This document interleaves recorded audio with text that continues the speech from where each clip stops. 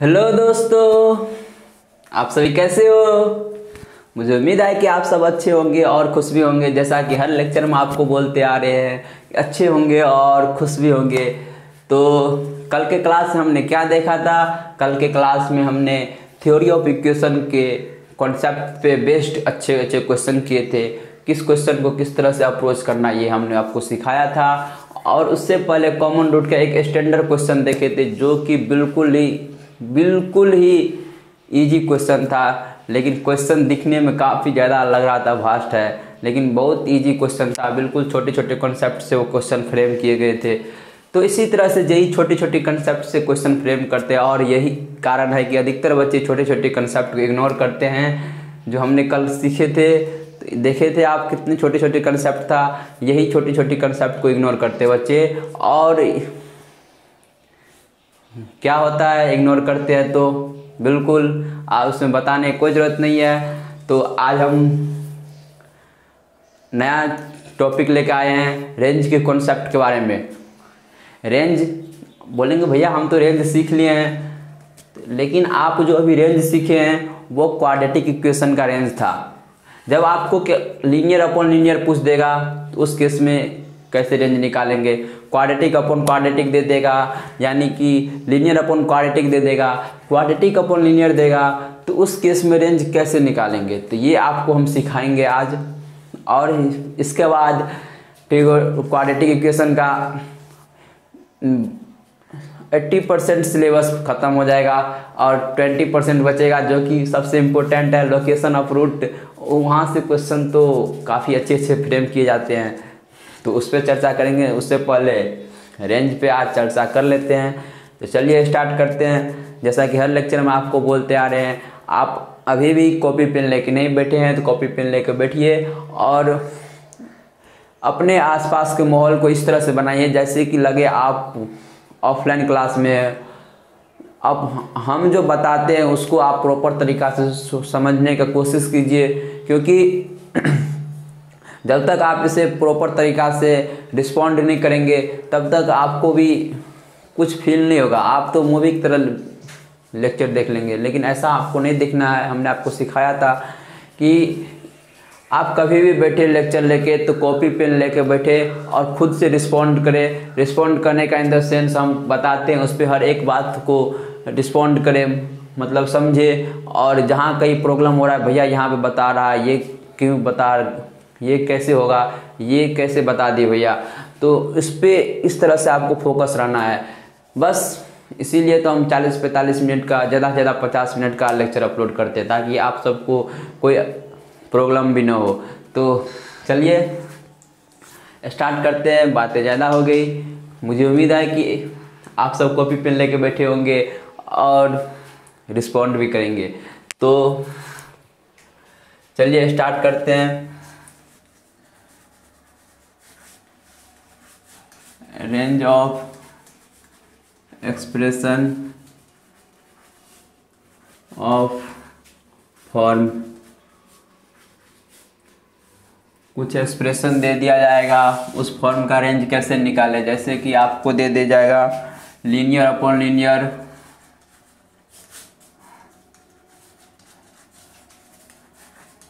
Quadratic upon quadratic,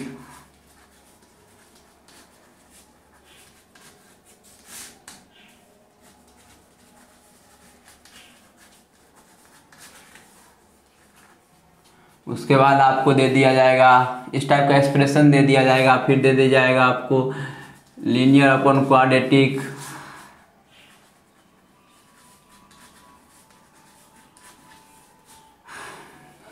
या आपको दे दिया जाएगा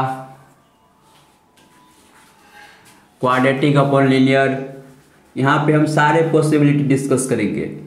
बस आप रिस्पॉन्ड करते रहिए और सीखने का प्रयास कीजिए, क्योंकि मैथ पढ़ने का सब्जेक्ट नहीं है। जब तक आप सीखेंगे नहीं तब तक आपको फील नहीं आएगा मैथ में। ये एक्स है। तो सबसे पहले चर्चा करते हैं लीनियर अपॉन लीनियर के बारे में। तो केस फर्स्ट में हम सबसे पहले चर्चा करते हैं लीनियर अपॉन लीनियर के बारे में। इसका रेंज कैसे निकालें, इसका रेंज कैसे निकालें, चलिए आपको हम एग्जाम्पल के थ्रू समझाने का प्रयास करते हैं। एग्जाम्पल ले लिया आपको हम 3x - 1/2x + 5, ये लीनियर है, लीनियर अपॉन लीनियर है। और इसका डोमेन क्या हो जाएगा, डोमेन यानी कि x का वैल्यू डिनोमिनेटर क्या होना चाहिए, 0 नहीं होना चाहिए, यानी कि डोमेन इसका क्या हो जाएगा। हमने आपको बताया था मैथ में, आप कान पकड़ लीजिए, डिनोमिनेटर कभी 0 नहीं करना है। तो 0 नहीं करेंगे तो क्या हो जाएगा, -5/2 नहीं होगा और बाकी सारे होगा। जब ये 0 हो जाएगा तो इसका वाट लग जाएगा, तो वाट नहीं लगने देना है। और ये देखिए x belongs to all real number, इसका डोमेन सारे रियल नंबर लेंगे, केवल क्या नहीं लेंगे, ये 0 नहीं होंगे। तो 0 नहीं होंगे तो यानी कि -5/2 नहीं होंगे, इसके बराबर नॉट इक्वल टू 0 है। तो 2x बराबर -5 नॉट इक्वल टू -5 और x बराबर नॉट इक्वल टू -5/2, यानी कि x सारे रियल नंबर लेंगे और -5/2 नहीं लेंगे। ये इसका डोमेन हो गया, इस रिलेशन का डोमेन यानी कि इनपुट, मतलब किस इक्वेशन के लिए इनपुट यहाँ पे क्या है, x है, आउटपुट क्या होता है, y होता है। हमने आपको सिखाया था इनपुट जो कि डोमेन कहलाता है और आउटपुट जो कि रेंज कहलाता है, यानी कि y का वैल्यू तो रेंज, y का वैल्यू निकालना तो रेंज निकालना, और आउटपुट रेंज ही होता है और इनपुट डोमेन होता है। तो ये आपको हमने सिखाया था। तो देखिए इसका रेंज हम कैसे निकालेंगे, तो आपको इसके रेंज निकालने का कई तरीका है, हम आपको कुछ स्टैंडर्ड तरीका बता देते हैं जो कि आपको काफ़ी अच्छे से समझ में भी आ जाए और सीख भी जाए। जैसे कि देखिए आप इसको क्रॉस मल्टीप्लाई कर देंगे। कुछ लोग सोचेंगे भैया आप क्रॉस मल्टीप्लाई क्यों किए, वो आपको तुरंत पता लग जाएगा। देखिए यहाँ पे x वाले टर्म है और x वाले टर्म के एक साइड लिख देंगे, तो x वाले टर्म के एक साइड लिखेंगे तो क्या हो जाएगा 3x - 2xy और ये हो जाएगा 5y + 1। अब देखिए x यहाँ से कॉमन ले लेंगे, तो x कॉमन ले लेंगे तो क्या हो जाएगा 3 - 2y, तो x बराबर लिख सकते हैं 5y + 1/3 - 2y लिख सकते हैं। देखिए x का वैल्यू हमने y से एक्सप्रेशन को हमने क्या बदल दिया, x का वैल्यू बदल दिया, x के वैल्यू y में एक्सप्रेशन में बदल दिया। पहले x के एक्सप्रेशन में था y का वैल्यू, अब हमने x का वैल्यू निकाला y के एक्सप्रेशन में। y के एक्सप्रेशन में क्यों निकाले, क्योंकि हमें रेंज निकालने के लिए y का वैल्यू हमें चेक करना पड़ेगा, एक्सप्रेशन को चेक करना पड़ेगा कहाँ पे ये वैलिड है कि नहीं है। तो देखिए ये कहाँ पे नहीं वैलिड होगा, ये सारे रियल नंबर लेगा, y डिनोमिनेटर 0 नहीं होगा, यानी कि 2 - 3y नॉट इक्वल टू 0 हमने आपको सिखाया अभी। तो y क्या नहीं होना चाहिए, नॉट इक्वल टू 3/2, यानी कि y 3/2 नहीं होना चाहिए। तो y रेंज देता है, तो यानी कि y 3/2 नहीं होना चाहिए, लेकिन सारे रियल वैल्यू होना चाहिए। तो यानी कि इसका रेंज क्या हो जाएगा, y belongs to all real number except 3/2। ये जो कॉन्सेप्ट है ना, ये इन्वर्स फंक्शन का कॉन्सेप्ट है। इन्वर्स फंक्शन जब आप पढ़ेंगे तो फंक्शन के बाद पढ़ेंगे हम इन्वर्स फंक्शन। तो इन्वर्स फंक्शन का कॉन्सेप्ट है जो कि ये फंक्शन दिया हुआ है, y इक्वल टू हम f(x) लिखते हैं, इसको f(x) भी लिखा जाता है, हमने आपको सिखाया था। ये फंक्शन हो गया और ये इसका इन्वर्स फंक्शन हो गया, यानी कि इसको हम लिखते हैं f(x), ये इसका इन्वर्स फंक्शन हो गया। फंक्शन इन्वर्स फंक्शन में क्या डिफरेंस है, देखिए फंक्शन का जो डोमेन होगा वो इन्वर्स फंक्शन का रेंज होगा है। जो इन्वर्स फंक्शन का डोमेन है, इन्वर्स फंक्शन का डोमेन क्या है, ऑल रियल नंबर एक्सेप्ट 3/2, और वो फंक्शन का क्या हो गया, रेंज हो गया। तो एक दूसरे के इन्वर्स होते हैं। तो इस तरह से इन्वर्स फंक्शन में भी निकालेंगे, इन्वर्स फंक्शन सीखेंगे तो आपको वहाँ पे भी इस तरह से अप्रोच लगाना पड़ेगा। तो ये एक बेसिक कॉन्सेप्ट था, जहाँ से हमने रेंज निकाल लिया। रेंज क्या हो गया, इस फंक्शन का range y belongs to all real number except 3/2 नहीं होना चाहिए, क्योंकि 3/2 जब भी होगा तो मैथ का वाट लग जाएगा, डिनोमिनेटर 0 नहीं होना चाहिए। तो ये इस फंक्शन का क्या हो गया, रेंज हो गया। और जो इन्वर्स फंक्शन का ये क्या हो गया, इन्वर्स फंक्शन का ये डोमेन हो गया। फंक्शन का डोमेन क्या है, x belongs to all real number, inverse function का डोमेन यानी कि एक दूसरे के इन्वर्स होता है। फंक्शन का डोमेन इन्वर्स फंक्शन का क्या हो गया, रेंज हो गया। इन्वर्स फंक्शन का डोमेन फंक्शन का क्या हो गया, रेंज हो गया। तो इस तरह से इस मेथड से आप सॉल्व कर सकते हैं। तो ये हम इन्वर्स फंक्शन में ये हम इन्वर्स फंक्शन के थ्रू और अच्छे से सीखेंगे। तो ये आपको हमने यहाँ से रेंज निकालना सिखाया। बिल्कुल क्या है, कुछ नहीं, हमने क्या किया, क्रॉस मल्टीप्लिकेशन किया और किस में बदला, हमने x को y के फॉर्म में बदला, y के एक्सप्रेशन के फॉर्म में बदला। हमने यहाँ पे y किस में एक्सप्रेशन में दिया था, x के एक्सप्रेशन में। हमने क्रॉस मल्टीप्लिकेशन करके x को किस में बदला, y के एक्सप्रेशन में। तो y के एक्सप्रेशन में आ गया, तो तभी इस केस में आप बदल लेंगे तो आपको रेंज मिल जाएगा।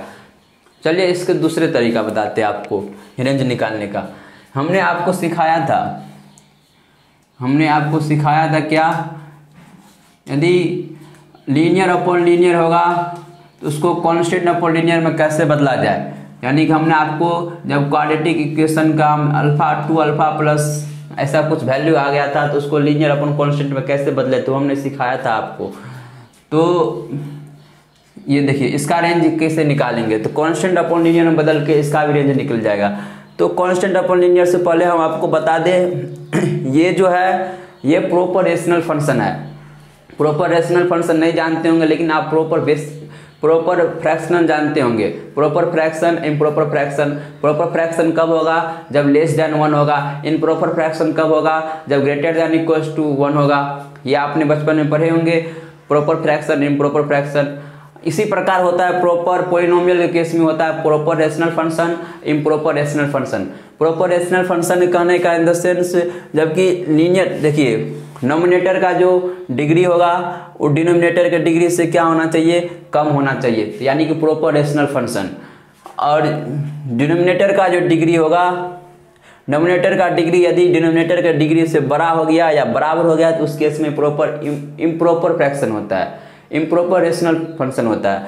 तो इस केस में देखिए क्या है, डिनोमिनेटर और डिनोमिनेटर का डिग्री सेम ही है, तो यानी कि इम्प्रॉपर रेशनल फंक्शन है। इम्प्रॉपर रेशनल फंक्शन को हम प्रॉपर रेशनल फंक्शन में कैसे बदलेंगे, इसको डिवाइड करके भी बदल सकते हैं, या तो हम आपको डायरेक्ट सिखाए हैं कैसे कांस्टेंट अपॉन, इसको कांस्टेंट में बदलना पड़ेगा कांस्टेंट अपॉन लीनियर में, तो उस केस में ये प्रॉपर रेशनल फंक्शन बनेगा। तो कैसे बदलते हैं, चलिए आपको पहले डिवाइड के थ्रू सिखाते हैं। तो डिवाइड आपको आता होगा, तो 2x + 5 से हम किस में देंगे डिवाइड, हम 3x - 1 में देंगे डिवाइड। ये आपको दिख रहा है, 3x - 1 में देंगे। तो देखिए 2x + 5 से हमने 3x - 1 में देंगे, तो ये डिवाइड तो आपको आता होगा। तो इसको 3x कैसे बनाए, इसको 3x बनाएंगे कब, जब इसको 3/2 से मल्टीप्लाई करेंगे तब 3x बन जाएगा। यहाँ आपको समझाते हैं, ये आपको अच्छी से नहीं दिखता होगा तो प्रॉब्लम हो सकता है। जैसे कि आपको हमने 2x + 5 से हम डिवाइड किए, किसको डिवाइड कर रहे हैं, किसको 3x - 1 को डिवाइड करेंगे। तो 2x + 5 से 3x - 1 को डिवाइड करेंगे, तो ये आपको डिवाइड तो आता होगा, ये तो हम मान के चलते हैं। तो इसको 3x कैसे बनाएंगे, तो 3x कैसे बनाएंगे, 3/2 से हम मल्टीप्लाई करेंगे इसको, तो 2 कैंसिल हो जाएगा। अब ये 3x बन जाएगा, और कितना बन जाएगा, +15/2 हो जाएगा। अब देखिए माइनस माइनस, यानी कि ये कैंसिल हो गया, तो ये कितना बच गया, -17/2, -17/2। अब इसको हम इस तरह से लिख सकते हैं, 2x 3x - 1 2x + 5 बराबर 3/2 -17/2 2x + 5। तो ये कैसे लिखे, कुछ लोग बच्चे सोच रहे होंगे, कुछ ऐसे बच्चे होंगे जो सोच रहे होंगे भैया ये आपने कैसे लिख दिया। भैया आपको जैसे कि बोले, आपको ये जब तक आप यूज नहीं कीजिएगा तब तक आपको समझ में नहीं आएगा। तो ये कैसे हो गया, तो ये बिल्कुल कॉमन सेंस है। आप डिवीजन एल्गोरिथम जानते हैं, डिवीजन एल्गोरिथम भाज्य बराबर क्या होता है, भाज्य गुणे भागफल प्लस शेष यानी कि डिवाइडेंड बराबर divisor into quotient plus remainder होता है। हाँ तो होता है, तो इसको हम कैसे लिखेंगे देखिए, तो डिवाइडेंड बराबर 3x - 1 बराबर 2x + 5 इंटू कोसेंट कितना हो गया 3/2 और रिमाइंडर -17/2 हो गया। प्लस रिमाइंडर होता है तो प्लस माइनस माइनस हो जाएगा। अब दोनों साइड क्या कर दिए हम, दोनों साइड 2x + 5 से डिवाइड कर दिए, कर सकते हैं, दोनों साइड 2x + 5 से डिवाइड कर दिए। तो ये देखिए 3x - 1 / 2x + 5 और 3/2 अपन ये हो गया। इसमें से कुछ बोलेंगे भैया इससे बढ़िया तो पहले का ही तरीका बेस्ट है, ये तो काफ़ी लंबा हो गया। इस तरह से हम निकालेंगे। उसके बाद देखिए इसमें कैसे रेंज निकालेंगे, तो इसमें कैसे रेंज निकालेंगे, हमने आपको ये जो आप डिवाइड कर कितना लिखेंगे, हमने आपको डायरेक्ट लिखना सिखाया था। क्या लिखना सिखाया था डायरेक्ट, कि इसको डायरेक्ट हम कैसे लिख सकते हैं। देखिए हमने आपको सिखाया था, क्या सिखाया था, जो डिनोमिनेटर में रहेगा उसको ऊपर नीचे वही लिख देंगे, जो डिनोमिनेटर में रहेगा उसको भी डिनोमिनेटर में लिख देंगे। तो 2x + 5 वो लिख दिए, और ऊपर में कितना है 3x - 1 है। तो हमने आपको क्या सिखाया था, उसको बैलेंस करेंगे, इसको 3x बनाएंगे।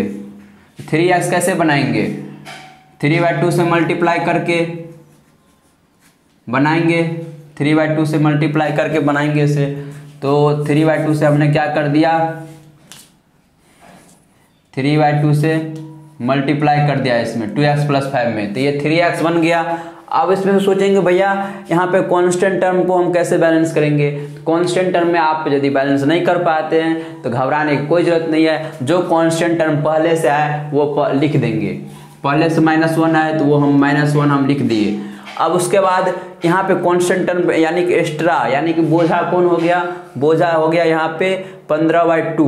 तो उस बोझा को क्या करेंगे, उतारेंगे। तो कैसे, जो एक्स्ट्रा आया है उसको हम बैलेंस करेंगे तो बैलेंस करेंगे तो क्या हो जाएगा -15/2, प्लस में 15/2 हो जाएगा, तो -15/2 से हमने बैलेंस कर दिया। आइए आप डायरेक्ट लिख दिए, यहाँ पे क्या लिख दिए 3/2 प्लस -17/2 अपॉन 2x + 5। ये देखिए भाग करने की कितना ज़रूरत है, और फिर उसको दोनों तरफ इससे डिवाइड करने की ज़रूरत है नहीं है। डायरेक्ट हमने आपको लिखना सिखाया था और नहीं सीखे थे, तो अभी आप सीख गए। तो इस तरह से आप डायरेक्ट कन्वर्ट कर सकते हैं। तो आप सोच रहे होंगे भैया इसका रेंज कैसे निकलेगा। देखिए इसका रेंज कैसे निकलेगा, तो ये आप जानते हैं 2x + 5 क्या है, 2x + 5 ये आपको हम यहाँ पे थोड़ा मिटा देते हैं। ये आप जान के कैसे निकालना है। तो 2x + 5 आप जानते हैं क्या है, स्ट्रेट लाइन है। 2x + 5 क्या है, एक स्ट्रेट लाइन है, यानी कि 2x + 5 क्या है, स्ट्रेट लाइन है। स्ट्रेट लाइन आपको सब कुछ वैसे होंगे जो भाई समझ नहीं आएगा, भैया आप कैसे लिख दिए स्ट्रेट लाइन। तो 2x + 5 बराबर अब मान लिए y, इस तरह से आप सॉल्व किए होंगे। क्या सॉल्व किए होंगे 10th क्लास में, जब x = 0 लेंगे तो y का वैल्यू कितना हो जाएगा 5, यानी मान लिए यहाँ पे हो गया y का वैल्यू 5। उसके बाद y का वैल्यू 0 लेंगे तो x का वैल्यू -5/2, यानी कि यहाँ कहीं हो गया -5/2। हम दोनों लाइन को मिलाते हैं। उसके बाद x का वैल्यू 1 भी ले सकते हैं तो y का वैल्यू आएगा। इसके बाद x का वैल्यू 2 भी ले सकते हैं तो y का वैल्यू आएगा। तो इस तरह से हम मिलाएंगे दोनों लाइन को, तो स्ट्रेट लाइन बनेगा। ये तो बिल्कुल बेसिक है, ये आप सीखे होंगे। तो ये स्ट्रेट लाइन बन गया, तो यानी कि 2x + 5 क्या है, स्ट्रेट लाइन है। अब यहाँ पे हमें रेशियो में दिख रहा है 2x + 5, ये स्ट्रेट लाइन है, तो ये y का सारे वैल्यू ले रहा है, y के सारे वैल्यू ले रहा है। तो हम क्या करेंगे, इसका रेंज कितना हो जाएगा, y के सारे वैल्यू ले रहा है ये, तो इसका रेंज हो जाएगा ऑल रियल नंबर्स, यानी कि ऑल रियल नंबर्स हो जाएगा, ये सारे वैल्यू ले रहा है। तो लेकिन इस केस में ये 1/2x + 5 के केस में, तो 2x + 5 क्या होना चाहिए, 0 नहीं होना चाहिए। ये 1/2x + 5 के केस में 2x + 5 क्या होना चाहिए, 0 नहीं होना चाहिए। तो 0 नहीं होना चाहिए, तो इसका जो रेंज होगा, तो हम इस तरह से आप लिख सकते हैं। आप इसका जो रेंज आ जाएगा तो इसको हम इस तरह से लिख सकते हैं, कैसे, -∞ से 0 और 0 से ∞। यूनियन जीरो से इन्फिनेटिव, यानी कि जीरो नहीं होना चाहिए। जीरो जब ही हो जाएगा ये, तो इसका मतलब डिनोमिनेटर में मैं आपको बताया जीरो नहीं होना चाहिए। देखिए जीरो नहीं होना चाहिए तो इन्फिनेटिव का रेसिप्रोकल, इन्फिनेटिव का आप रेसिप्रोकल कर सकते हैं। इन्फिनेटिव का रेसिप्रोकल करेंगे तो क्या हो जाएगा, जैसे जब हम x का वैल्यू इन्फिनेटिव लेंगे, इन्फिनेटिव को लेंगे तो ये किसको अप्रोच करेगा, ये 1 अपॉन इतना किसको अप्रोच करेगा, जीरो को अप्रोच करेगा। जब x का वैल्यू इन्फिनिटी लेंगे उस केस में ये टर्म जीरो को अप्रोच करेगा, ये टर्म किसको अप्रोच करेगा, जीरो को, लेकिन जीरो के बराबर नहीं होगा, नहीं होगा, जीरो के बराबर नहीं होगा, क्योंकि जब x का वैल्यू इन्फिनिटी लेंगे तो जीरो के बराबर नहीं होगा। लेकिन ये टर्म डिनोमिनेटर जीरो नहीं होना चाहिए, तो जीरो नहीं लिए हमने, इंक्लूड नहीं किए हैं। तो हम यहाँ से क्या समझे, यहाँ से क्या समझे, देखिए जब y का वैल्यू 3/2 किस केस में होगा, जब ये जीरो होगा, जब ये टर्म जीरो होगा। लेकिन ये टर्म जीरो हो ही नहीं रहा है, यानी कि जीरो को अप्रोच कर रहा है, लेकिन जीरो तो नहीं है एग्जैक्ट, जीरो नहीं है एग्जैक्ट, तो जीरो होगा नहीं, जीरो को अप्रोच कर रहा है। जब कब अप्रोच करेगा, जब x का वैल्यू इन्फिनिटिव लेंगे, हम x का वैल्यू इन्फिनिटिव लेंगे तब अप्रोच करेगा जीरो को। लेकिन जब हम क्या कहते हैं, जीरो होगा नहीं इस केस में, तो अप्रोच करेगा, यानी कि जीरो के बराबर नहीं होगा, तो y का वैल्यू भी 3/2 नहीं होगा। यानी कि जब ये जीरो होगा उस केस में y का वैल्यू 3/2 होगा, और जब जीरो नहीं होगा उस केस में y का वैल्यू 3/2 नहीं होगा। तो हमने यहाँ से क्या सीखा, जीरो नहीं होगा, यानी कि जीरो का अप्रोच करेगा, लेकिन जीरो नहीं होगा। अप्रोच कब करेगा, जब x का वैल्यू इन्फिनिटिव जाएगा, तो उस केस में जीरो का अप्रोच करेगा, लेकिन एग्जैक्ट जीरो नहीं होगा। तो यानी कि एग्जैक्ट जीरो नहीं होगा तो 3/2 भी नहीं होगा, नहीं होगा। तो इसका रेंज कैसे निकला, 3/2 नहीं होगा। तो देखिए हमने तो रेंज यही निकाले हैं, y belongs to all real number except 3/2, ये हमने निकाले हैं। एग्जैक्ट जीरो के केस में 3/2 लगेगा, लेकिन एग्जैक्ट जीरो तो हो नहीं रहा है, क्योंकि जब x इन्फिनेटिव का अप्रोच करेगा तो जीरो अप्रोच करेगा, ये वैल्यू जीरो को अप्रोच करेगा। लेकिन इन्फिनेटिव क्या है, इन्फिनिटी जैसा सब कोई चीज़ होता ही नहीं है, हमने आपको बताया था। तो उस केस में ये जीरो को अप्रोच करेगा, यानी जीरो के बराबर नहीं होगा। तो जीरो के बराबर नहीं होगा तो y का वैल्यू 3/2 नहीं होगा, तो यानी कि y क्या हो जाएगा, ऑल रियल नंबर एक्सेप्ट 3/2। यहाँ से भी आप रेंज निकालना सीख गए, तो बिल्कुल कॉमन सेंस वाली बात है। इसमें से आप जो बच्चे जो मेरे दिमाग लगाने के साथ साथ जो रिस्पॉन्ड करते होंगे, वो यहाँ पे आपको उनको यहाँ पे कुछ नया चीज़ सीखने को मिलेगा। क्या, वो जो रिस्पॉन्ड करते होंगे, जो ध्यान से देखते होंगे वीडियो को, क्या सो रेंज इतना निकालेंगे डायरेक्ट। देखिए आपको यहाँ पे दिख रहा है क्या, यहाँ पे बहुत से बच्चे, बहुत कम बच्चे ही पकड़े होंगे। 3/2 कोफिशिएंट का रेशियो, x के कोफिशिएंट का रेशियो, वही तो रेंज में नहीं है, वही रेंज में नहीं है। तो क्या समझे यहाँ पे, जब भी लीनियर अपॉन लीनियर का रेंज कहेगा निकालने के लिए, तो उसका रेंज हो जाएगा all real number accept x के कोफिशिएंट का रेशियो। जैसे कि हम आपको एक एग्जांपल दे दे, हम आपको एक एग्जांपल दे देते हैं।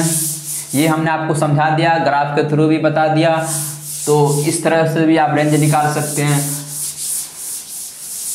तो आपको जो अच्छा लगे, ये अच्छा लगे या ये अच्छा लगे, तो देखिए आपको जैसे कि एग्जांपल दे दे, कहेंगे इसका रेंज निकालने के लिए y = 7x + 5 / 3x - 1, आप निकाल दिए होंगे क्या, y belongs to all real number except कितना, x के कोफिशिएंट का रेशियो, यानी कि 7/3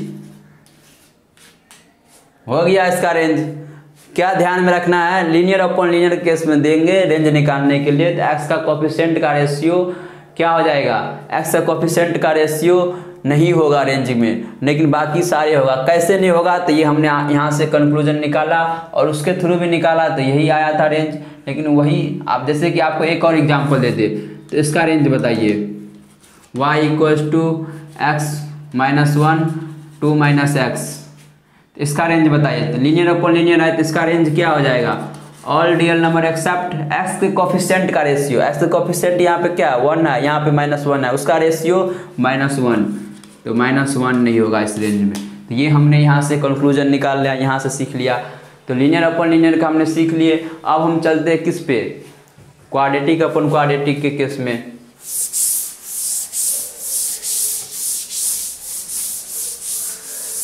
तो लीनियर अपन लीनियर के फॉर्म में देगा तो आप इजीली रेंज निकाल सकते हैं, कोई बात बिल्कुल कॉमन सेंस है, आपको डायरेक्ट रिजल्ट बता दिए कैसे लिखना है।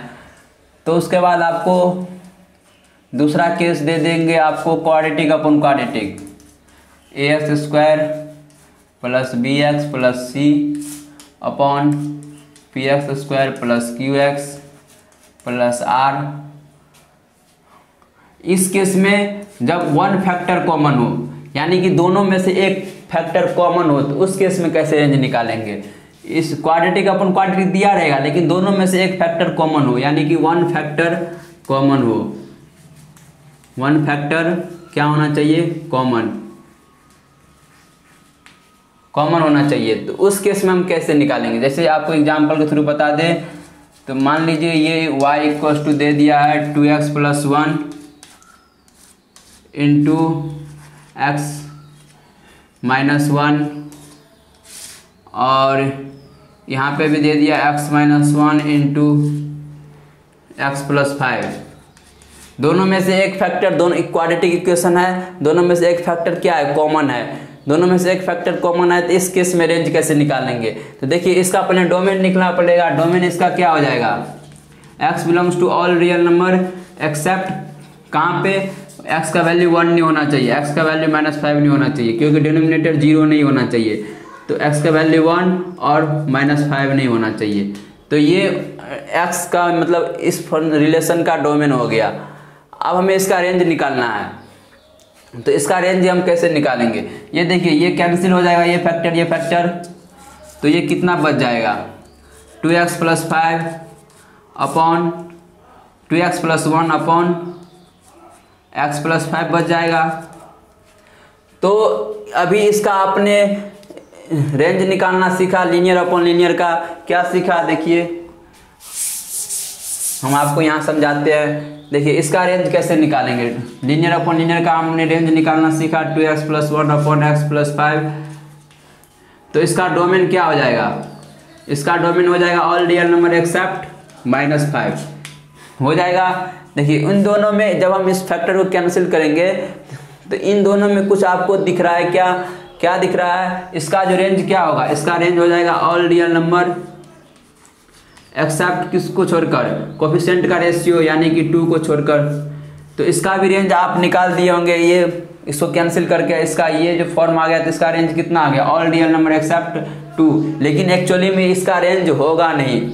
इसमें और इसमें आपको बेसिक डिफरेंस क्या दिख रहा है, इसका डोमेन में देखिए दो वैल्यू नहीं हो रहा है, इसके डोमेन में केवल -5 नहीं हो रहा है, यानी कि इन दोनों का डोमेन का डिफरेंस है। ये आप कैंसिल करके ये डायरेक्ट मत रेंज लिख लीजिएगा, y belongs to all real number except 2, ये नहीं। क्यों, देखिए यहाँ पे इसका दोनों क्वेश्चन अलग अलग है, दोनों क्वेश्चन अलग है। कैसे, क्योंकि इसका डोमेन, इसके डोमेन में 1 भी नहीं है और -5 भी नहीं है, लेकिन इसके डोमेन में केवल -5 नहीं है, यानी कि इसके डोमेन में 1 इंक्लूडेड है। तो 1 इंक्लूडेड है, इस केस में y का वैल्यू क्या होगा। तो इस तरफ से हम कैसे निकालेंगे इसका रेंज, इसका रेंज कैसे निकालेंगे, जैसे कि आप पूछ सकते हैं भैया आप नहीं हो, ऐसे नहीं निकलेगा तो कैसे निकालेंगे। तो देखिए इसमें डोमेन 1 नहीं है, तो यहाँ पे y का वैल्यू निकालेंगे x बराबर 1 पे। तो x बराबर 1 पे y का वैल्यू कितना आ जाएगा, क्या करते हैं 2 + 1 3 और +5 1 6, यानी कि 1/2।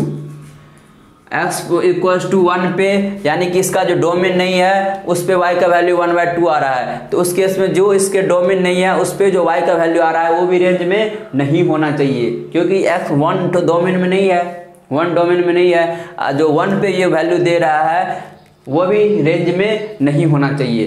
तो इसका रेंज हम इस तरह से लिख सकते हैं, इसका रेंज हो जाएगा ऑल रियल नंबर एक्सेप्ट क्या चीज, 2 को छोड़कर, और 2 -5 पे ये आ रहा है 2 रेंज, जिसका ऑल रियल नंबर एक्सेप्ट 2, और क्या 1 पे क्या आ रहा है y का वैल्यू 1/2, तो यानी कि 2 और 1/2 नहीं होना चाहिए। इस तरह से आपको अप्रोच करना। आप इस तरह से मत लिख देना, ये तो गलत हो जाएगा, ये गलत है। इस तरह से मत आप अप्रोच करके लिख देना इसका रेंज। कैंसिल कर दिए, ये बचा लीनियर अपॉन लीनियर, और उसके बाद इसका रेंज हमें पता है निकालना, तो आप लिख दिए। लेकिन नहीं, देखिए इन दोनों में हमने बेसिक डिफरेंस आपको बताया, क्योंकि इसके डोमेन में 1 भी नहीं है, -5 भी नहीं है, लेकिन इसके डोमेन में -5 नहीं, यानी कि क्वेश्चन ही बदल गया है। तो ये आपको ध्यान में रखना पड़ेगा। तो ये आप, मुझे उम्मीद है कि ध्यान में आपसे रखेंगे। जब आप 1 फैक्टर कॉमन हो तो उस केस में आपको चेक कर लेना है। जैसे कट कर दिए, इसके बाद जो वैल्यू आया उसके बाद इसका रेंज निकाल दिए। यहाँ पे रेंज हो जाएगा ऑल रियल नंबर एक्सेप्ट 2। और देखिए और क्या नहीं होना चाहिए रेंज में, तो वो कैसे निकालेंगे, जो डोमेन में नहीं है, जो डोमेन में नहीं है। तो यहाँ पे क्या नहीं था, 1 नहीं था डोमेन में, तो 1 पे y का वैल्यू निकालेंगे। जो डोमेन में नहीं है उस पे जो y का वैल्यू आएगा वो भी रेंज में तो नहीं होना चाहिए, क्योंकि डोमेन में वो है ही नहीं, तो रेंज में कैसे होगा। तो इस तरह से उसका रेंज निकाल लेंगे। तो 1 पे जो वैल्यू आएगा वो रख देंगे, वो नहीं होना चाहिए रेंज में। तो y बिलोंग्स टू इसका range all real number except 2, 1/2। इस तरह से आपको ध्यान में रखना है जब 1 फैक्टर कॉमन हो। चलिए अब तीसरा केस पे चलते हैं। मुझे उम्मीद है ये आपको समझ में आ गया होगा। तो जो आपको रेंज में मतलब डोमेन में नहीं है उस पे y का वैल्यू निकालना पड़ेगा। इसमें दो दो वैल्यू डोमेन में नहीं थे, तो उस केस में हमने निकाला। अब जब देखिए तीसरा केस, जब आपको y = ax² + bx + c upon px² + qx + r, जब y का value ax + b upon px² + qx + r, जब y का value px + q upon ax² + bx + c, जब इन तीनों केस में जब एक भी कॉमन फैक्टर नहीं हो, क्या नहीं हो, नो कॉमन फैक्टर। उसके बीच में एक कॉमन फैक्टर था, इसलिए इसके पिछले केस में और इसके में एक भी कॉमन फैक्टर नहीं हो, एक भी कॉमन फैक्टर नहीं हो, तो इसका रेंज हम कैसे निकालेंगे। तो चलिए इसको भी हम सीखते हैं एग्जाम्पल के थ्रू। एग्जाम्पल ले लिया हमने, y = x² + 1 अपॉन x ले लिया। इसका डोमेन क्या हो जाएगा, डिनोमिनेटर 0 नहीं होना चाहिए, तो डोमेन इसका हो जाएगा ऑल रियल नंबर एक्सेप्ट 0।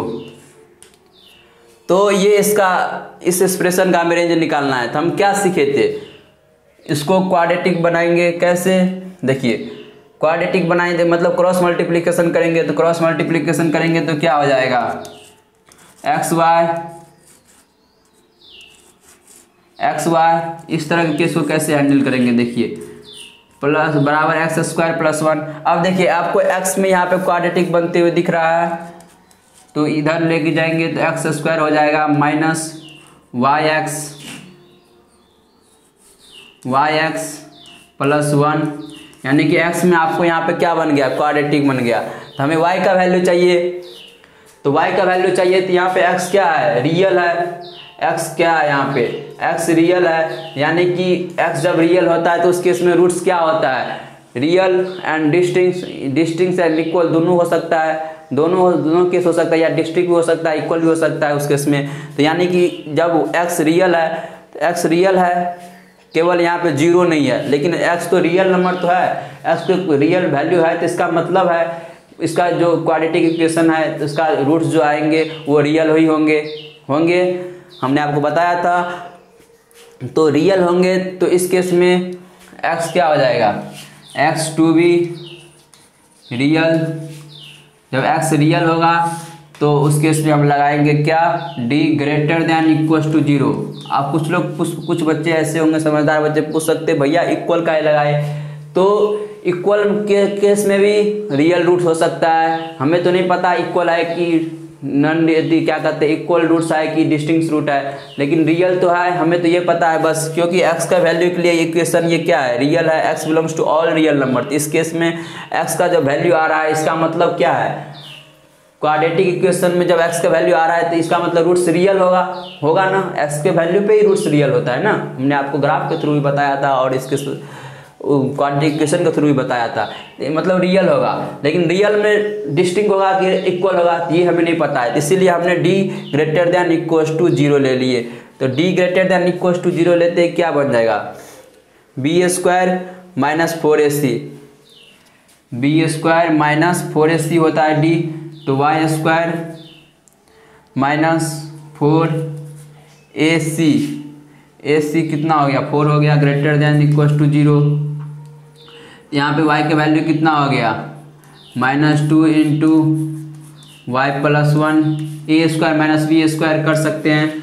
अब देखिए ये इनक्वालिटी आपको सॉल्व करना हमने आपको बताया था, नंबर लाइन पर रिप्रेजेंट कर देंगे, एक -2 और 2। अब देखिए यहाँ पे ये साइन स्कीम बनाएंगे तो ये पॉजिटिव नेगेटिव पॉजिटिव, तो यानी कि इसका y कहाँ से कहाँ तक हो गया, y belongs to minus infinitive से -2 यूनियन 2 से इन्फिनिटिव हो गया।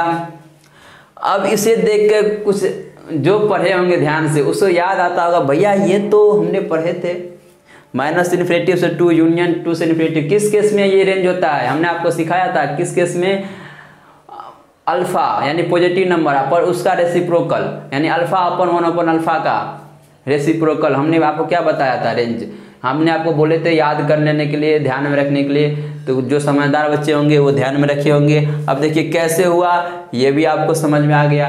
तो किस ये नेगेटिव किस केस में होता था, अल्फा जब नेगेटिव नंबर होता था, यानी कि यहाँ पे नेगेटिव कब होगा, जब x क्या होगा r माइनस होगा, जब यहाँ पे x प्लस होगा तो x r प्लस होगा, तो उस केस में रेंज क्या हो जाएगा 2 से इन्फिनिटिव। अब देखिए यहाँ पे ओपन इंटरवल होगा कि क्लोज इंटरवल, बहुत से स्टूडेंट ध्यान नहीं दिए होंगे, इसीलिए बोलते हैं आपको हर स्टेज पे फोकस रहने के लिए। तो यहाँ पे ओपन होगा क्लोज, क्योंकि देखिए इक्वल टू लगा है, इक्वल टू लगा हुआ है तो क्लोज होगा ना, ग्रेटर देन लगा रहता तो ओपन रहता, लेकिन इक्वल टू लगा है तो क्लोज होगा, क्लोज इंटरवल यानी कि 2 भी होगा। उसी केस में होता है अल्फा का वैल्यू, मतलब अल्फा अपन होल अल्फा का रेंज क्या होता है, माइनस इन्फिनिटिव से -2 तक यूनियन 2 से इन्फिनिटी से 2 से लेकर इन्फिनिटी तक।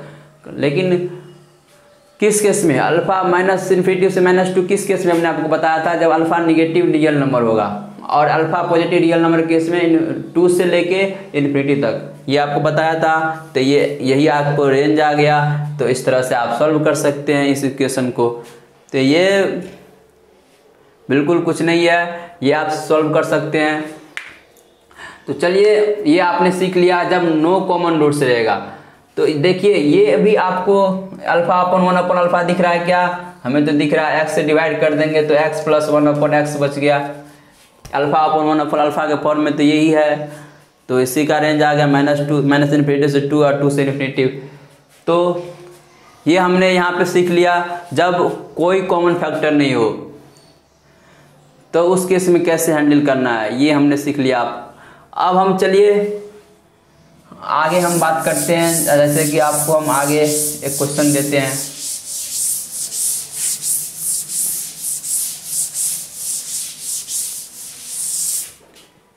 ये क्वेश्चन दिए आपको, उसका रेंज निकालिएगा, y equals to x² minus 5x plus 6 और x² माइनस 3x प्लस 2। ये हमने आपको एक क्वेश्चन दे दिया, तो इसका रेंज कैसे निकालेंगे, तो सबसे पहले फैक्टर करेंगे। तो फैक्टर करेंगे तो इसका फैक्टर कितना हो जाएगा, एक फैक्टर हो जाएगा आपको x माइनस कितना हो जाएगा 3, और एक x हो जाएगा x माइनस 2 हो जाएगा। इसका भी फैक्टर करेंगे तो हो जाएगा आपको एक हो जाएगा x माइनस 2 और दूसरा हो जाएगा x माइनस 1। तो ये इसका आपने वीडियो पॉज करके रेंज निकाल दिए होंगे आप। इसका रेंज क्या हो जाएगा वाई देखिए x minus 3 x minus 2 x minus 2 यानी कि ये कैंसिल हो रहा है। इसका डोमेन क्या हो जाएगा, डोमेन हो जाएगा ऑल रियल नंबर एक्सेप्ट 2 और 1 के छोड़ के, 2 और 1 के छोड़ के इसका डोमेन आ जाएगा। अब इसका रेंज कैसे निकालेंगे, इसका रेंज निकालना आपको बताया है, आपने निकाल भी दिए होंगे। तो ये फैक्टर जब कैंसिल होगा तो उस केस में ये कितना बचेगा, ये x minus 3 upon x minus 1 बचेगा। और इसका रेंज का वैल्यू क्या हो जाएगा, all real number accept linear upon linear का रेंज 1। और देखिए x डोमेन में 2 भी नहीं है, डोमेन में क्या नहीं है, 2 नहीं है, तो 2 पे वैल्यू निकालेंगे y का, तो 2 माइनस 3 तो यानी कितना हो गया -1 और 2 माइनस 1 तो -1, यानी कि रेंज इसका हो जाएगा ऑल रियल नंबर 1, -1। ये आप सॉल्व भी कर दिए होंगे। तो चलिए अब आपको ये क्वेश्चन के थ्रू एग्जाम्पल दिया, आपने सॉल्व कर दिया। अब हम आपको क्वेश्चन देते हैं, क्वेश्चन जो आप होमवर्क में बना के लेके आइएगा। चलिए ये क्वेश्चन आपके लिए है और इसे आप होमवर्क में सॉल्व करके लेके आइएगा। तो इससे पहले मैं आपको एक क्वेश्चन सॉल्व कर देता हूँ क्योंकि 4-5 मिनट मेरे पास टाइम है। तो पहला क्वेश्चन हम आपको सॉल्व कर देते हैं और मुझे उम्मीद है इसमें आपको सॉल्व करने की कोई जरूरत नहीं। हमने आपको क्या सिखाया था, y इक्वल टू इतना अपॉन इतना है, इसको क्या करेंगे, इसको हम क्रॉस मल्टीप्लिकेशन करेंगे तो कितना हो जाएगा x² y plus xy plus y। इसको कैसे बदलेंगे, क्वाड्रेटिक में बदलेंगे। हमने लास्ट केस में यही सीखा था। तो क्वाड्रेटिक में बदलेंगे तो y का वैल्यू हमें चाहिए, तो y का एक्सप्रेशन चाहिए x के फॉर्म में। तो हम कैसे क्वाड्रेटिक में बदलेंगे, x² दिख रहा है तो उसके x² के मतलब x के टर्म में क्वाड्रेटिक में बदलेंगे। तो x² इंटू वाई और यहाँ पे x² है, तो हम यहाँ पे x² को इधर कर लेते हैं। तो ये क्या हो जाएगा, इसको इस साइड ले जाएंगे तो x² कॉमन हो जाएगा और कितना हो जाएगा 1 माइनस वाई हो जाएगा। तो 1 माइनस वाई इंटू x²। अब इस टर्म को इस साइड कर लेंगे तो माइनस आ जाएगा, माइनस x माइनस xy। तो हमने यहाँ पे माइनस x माइनस xy यानी कि माइनस x कॉमन ले लेंगे तो ये कितना हो जाएगा 1 प्लस y इंटू एक्स हो जाएगा। उसके बाद 1 माइनस वाई, तो 1 माइनस वाई इक्वल टू 0। ये इक्वेशन बन गया क्वाड्रेटिक इक्वेशन। हमने क्या सीखे थे, इसका डोमेन क्या है, ऑल रियल नंबर है। ऑल रियल नंबर केस में d greater than equal to 0 होता है, यानी कि x भी रियल होगा तो x2 भी क्या हो जाएगा रियल। तो d greater than equal to 0 होता है तो हम इसको d greater than equal to 0 करेंगे। तो d greater than equal to 0 यानी कि b² minus 4ac equal to 0। तो b² 1 प्लस 1 का whole square minus 4a into C, तो 1 माइनस वाई का होल स्क्वायर हो जाएगा equal to greater than equal to 0 हो जाएगा। अब देखिए अब हमने क्या सीखा था, देखिए आप इसमें से कुछ ऐसे स्टूडेंट होंगे जो इसको सॉल्व कर ले होंगे, y² के लिए इसको फैक्टर कर मतलब होल स्क्वायर करके सॉल्व करते होंगे। लेकिन आपको यहाँ पे जैसे कि हर स्टेप पे बोलते हैं आपको फोकस करने के लिए, आपको क्या दिख रहा है, यहाँ पे 4 दिख रहा है यानी कि a² माइनस b² दिख रहा है। तो ये क्या हो जाएगा a प्लस b, तो यानी कि प्लस 2 इंटू 1 माइनस वाई, ये हो जाएगा a plus B into a minus B, तो a माइनस बी ये आपको दिख रहा है। बहुत से स्टूडेंट फैक्टर करके सॉल्व करना स्टार्ट कर दिए होंगे, मतलब इसको मतलब होल स्क्वायर करके।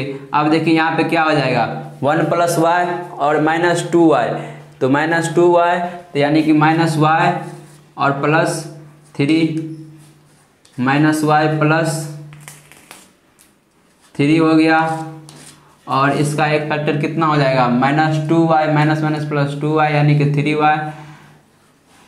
3y और ये -2 और प्लस 1 यानी कि -1 ग्रेटर देन इक्वल टू 0 ये इक्वल टू 0 हमने कैसे लिख दिया, ग्रेटर देन इक्वल टू 0।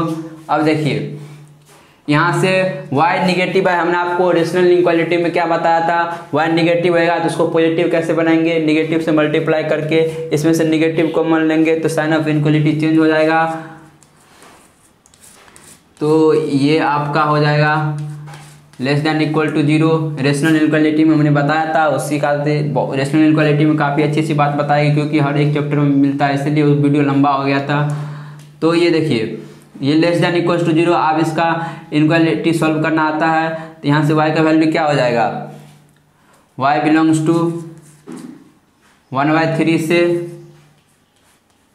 3 हो जाएगा। जब हम इसे नंबर लाइन पर रिप्रेजेंट करेंगे तो क्या हो जाएगा, एक 1/3 हो जाएगा और 3 हो जाएगा। हमें लेस देन का आता है तो यानी कि ये निगेटिव होगा, तो ये निगेटिव होगा 1/3 से 3, दोनों पे क्लोज इंटरवल क्योंकि इक्वल टू का साइन लगा हुआ है तो इसका रेंज कितना आ गया 1/3 से 3। लेकिन इसमें एक कंडीशन फॉलो होता है, जैसे कि हर स्टेप पे आपको बोलते हैं फोकस रहने के लिए, ये क्वाड्रेटिक इक्वेशन कब बनेगा, जब y का वैल्यू यहाँ पे 1 नहीं होगा, उस केस में क्वाड्रेटिक इक्वेशन बनेगा। केस देखिए यहाँ पे भी कंडीशन फॉलो हुआ, हमने कंडीशन वाला क्वेश्चन किया था। देखिए क्वाड्रेटिक इक्वेशन रियल कब होगा, जब ये कोफिशिएंट जो है क्वाड्रेटिक इक्वेशन उस केस में बनेगा जब इसका कोफिशिएंट 0 नहीं होगा, लीडिंग कोफिशिएंट 0 नहीं होगा।